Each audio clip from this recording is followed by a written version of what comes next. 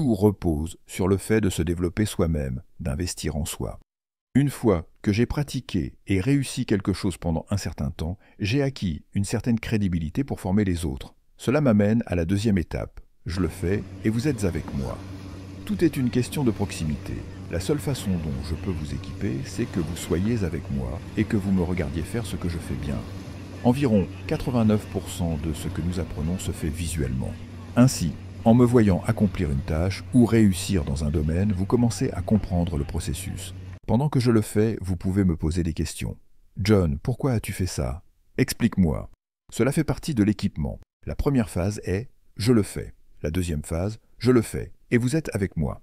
Après un certain temps, dans cette phase, lorsque je vois que vous avez compris, je passe à la troisième étape. Vous le faites et je suis avec vous. Je suis toujours proche, mais maintenant, vous avez les rênes. Comment développe-t-on des leaders?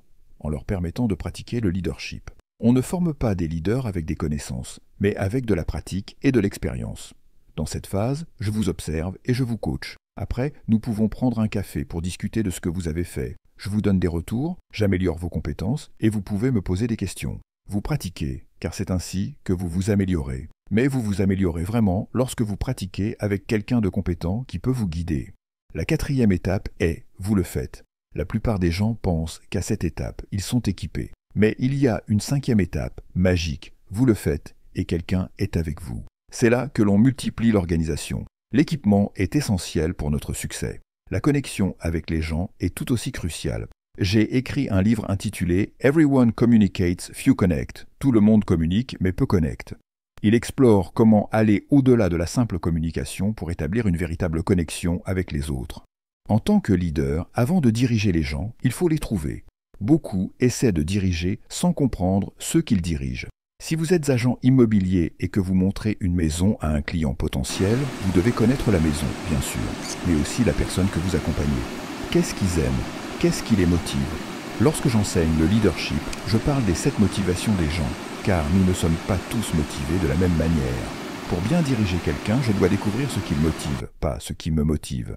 Et pour cela, je pose des questions. Un jour, lors d'une interview à New York, un journaliste m'a demandé « Quelle est la différence entre votre leadership aujourd'hui et celui d'il y a 30 ans ?» J'ai répondu « Avant, je dirigeais en donnant des directives. Je savais ce que je voulais accomplir et je mobilisais les gens pour atteindre cet objectif. Aujourd'hui, je dirige en posant des questions, car tout le monde n'a pas les mêmes priorités ou motivations que moi. En tant que leader, je commence par découvrir ce qui motive les autres.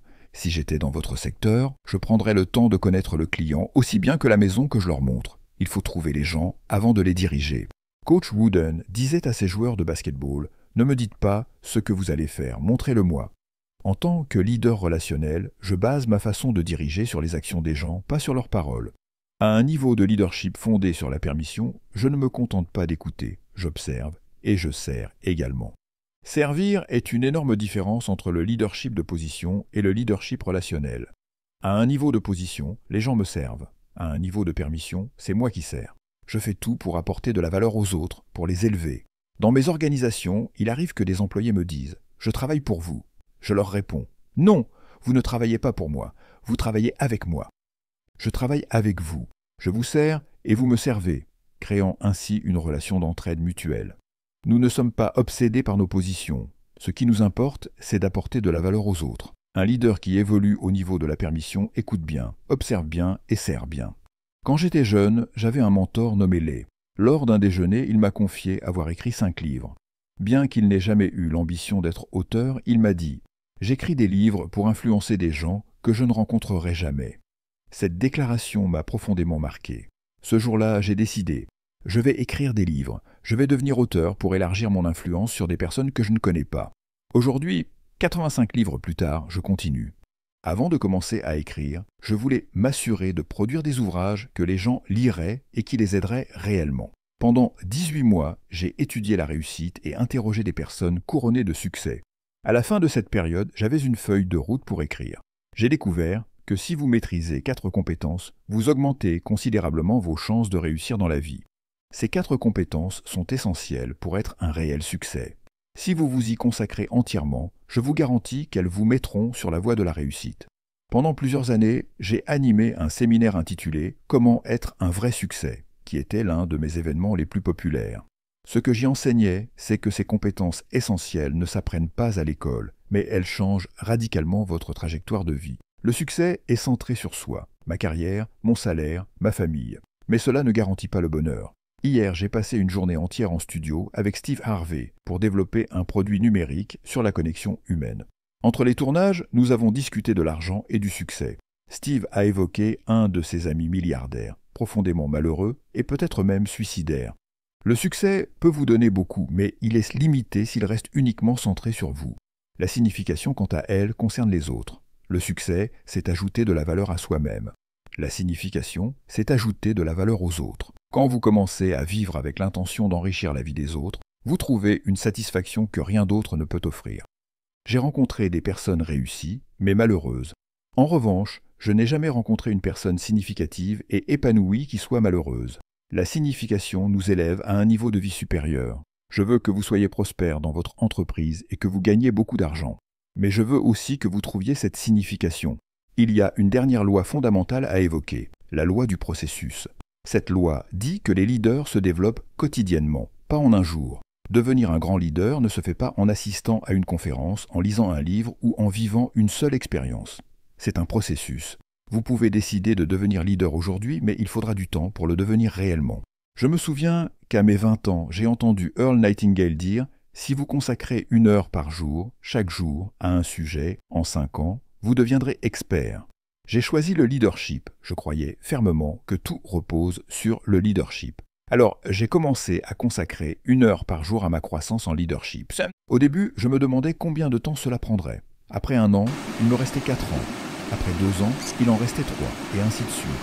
Ce processus m'a appris la patience et l'importance de la constance. Vous voyez, ce qui compte, ce n'est pas d'arriver vite, mais de progresser chaque jour. Et c'est ainsi que j'ai construit ma maîtrise du leadership. Maintenant, je vous pose cette question.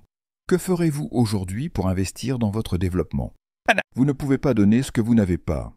Vous devez être plus grand intérieurement pour pouvoir vous développer extérieurement. Tout tourne autour de se développer soi-même et d'investir en soi. Je dis souvent que le plus grand investissement que vous puissiez faire dans votre vie, c'est en vous-même. Quand vous commencez un processus pour devenir un expert, comme je l'ai fait dans le domaine du leadership, vous débutez souvent en vous demandant « Combien de temps cela prendra-t-il » J'ai suivi ce chemin pendant des années, apprenant à devenir un meilleur leader, à guider les autres et à développer une équipe. Et à un moment donné, une transformation s'est produite. J'ai cessé de me demander « Combien de temps cela prendra-t-il » Et j'ai commencé à me demander « Jusqu'où puis-je aller ?» Cela fait presque 50 ans maintenant et je ne connais toujours pas la réponse à cette question. Ce que je sais, c'est que je peux aller beaucoup plus loin que jamais auparavant. Je sais que mon avenir est prometteur, qu'il reste encore tant de choses à apprendre et à accomplir. Identifiez vos forces. Pour réussir, il est crucial d'identifier vos forces naturelles. Dieu vous a créé avec un but précis et il vous a donné des dons pour accomplir ce but. Malheureusement, beaucoup de gens se concentrent sur leurs faiblesses. Mais je crois fermement que vous devriez consacrer vos efforts à travailler sur vos forces. Voici pourquoi. Dans une zone où vous êtes fort, sur une échelle de 1 à 10, vous pouvez progresser de 2 ou 3 niveaux.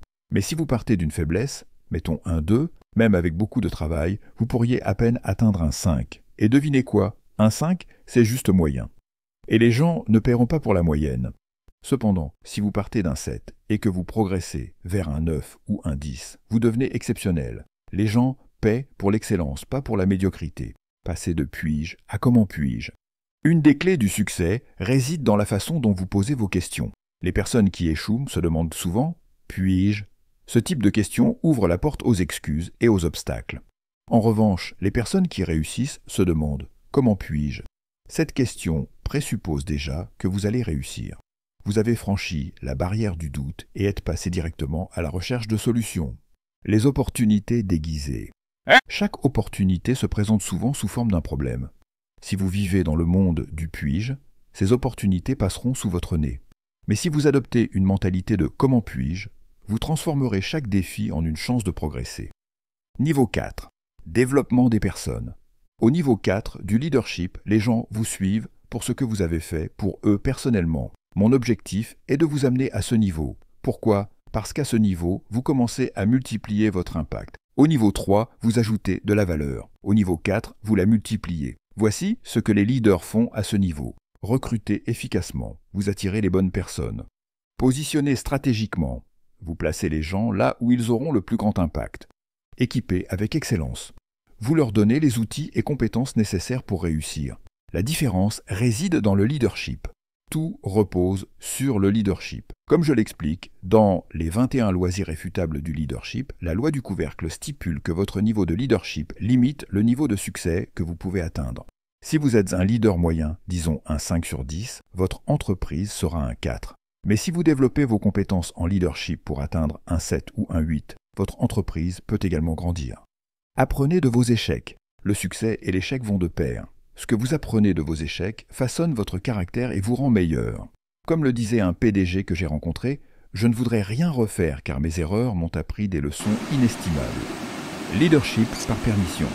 Au niveau de la permission, les gens vous suivent parce qu'ils le veulent et non parce qu'ils y sont obligés. Cela crée une énergie incroyable au sein de votre équipe car ils vous apprécient et croient en votre vision. Le leadership n'est pas une destination, c'est un voyage constant. Le secret pour réussir, c'est d'adopter une mentalité de croissance continue, en vous demandant toujours « Comment puis-je m'améliorer ?» et « Comment puis-je aider les autres à réussir ?»